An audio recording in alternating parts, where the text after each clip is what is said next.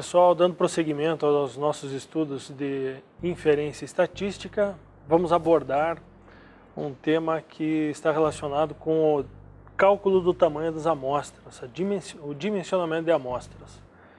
Em atividades anteriores, vocês já fizeram um trabalho sobre amostragem, um estudo sobre amostragem, como selecionar uma amostra adequadamente para que ela não seja tendenciosa, para que ela seja uma amostra que nos dê um resultado que possamos fazer conclusões robustas e válidas. Hoje vamos trabalhar então com o cálculo do tamanho de amostras. Então, vamos fazer o cálculo para estimar uma proporção populacional e para estimar uma média populacional. Isso para populações finitas e para populações infinitas.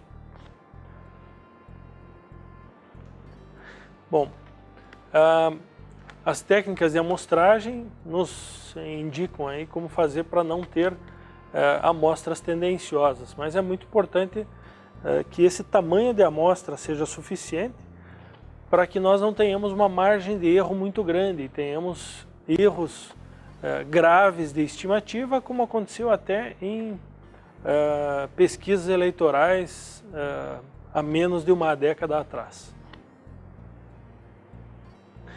Aqui nós temos uma tabela que vocês vão receber no seu material também, que nos indica de forma simplificada como fazer o dimensionamento de uma amostra, como obter o tamanho de uma amostra de forma bastante simples.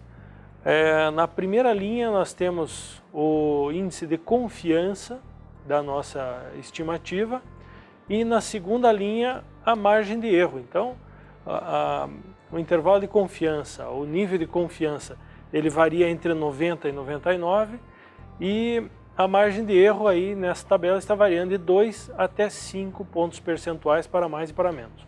É claro que as últimas 4 colunas que se referem à margem de erro de 5 pontos para mais e para menos só pode ser utilizado para fins didáticos e para estudos dentro de sala de aula.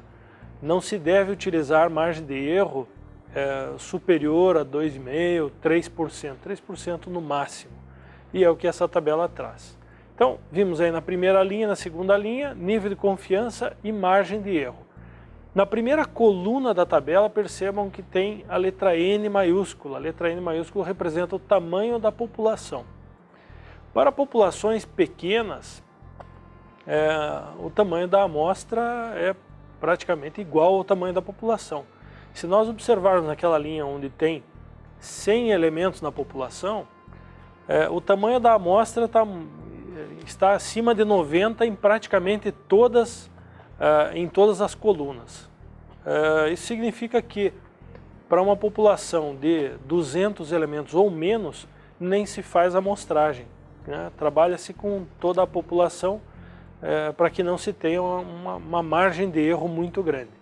Então, fazendo essa busca na tabela, nós vamos identificar o tamanho da população, o nível de confiança esperado e a margem de erro que se aceita para um determinado experimento.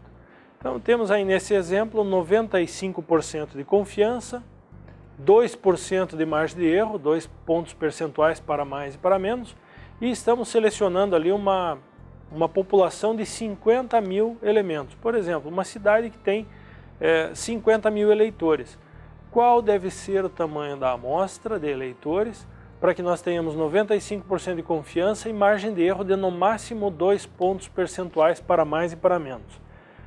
É só buscar esses valores, buscar a interseção da linha do tamanho da amostra com a coluna dos outros indicadores. E vamos encontrar ali, para esta situação, precisamos de uma amostra de 2.291 eleitores. Como eu comentei, em algumas situações de estudo em sala de aula, nós não temos acesso a 2.290 observações, né, entrevistados. Então aí nós acabamos aceitando uma margem de erro maior, e às vezes até um grau de confiança menor, para se poder fazer uma amostra e fazer os cálculos de forma adequada. Por exemplo, se nós seguirmos na mesma linha da população com 50 mil elementos, nós vamos encontrar na última coluna uma amostra de 270 elementos. Então, novamente, para fins didáticos, pode-se até utilizar. Na prática, para usar na sua empresa, jamais use uma margem de erro de 5 pontos percentuais para mais e para menos. Porque senão eu vou ter um intervalo de confiança com que amplitude? 10 pontos percentuais. Tomar uma decisão com um intervalo tão amplo assim, não é nem um pouco recomendável. Então esse cuidado no cálculo do tamanho da amostra é muito importante.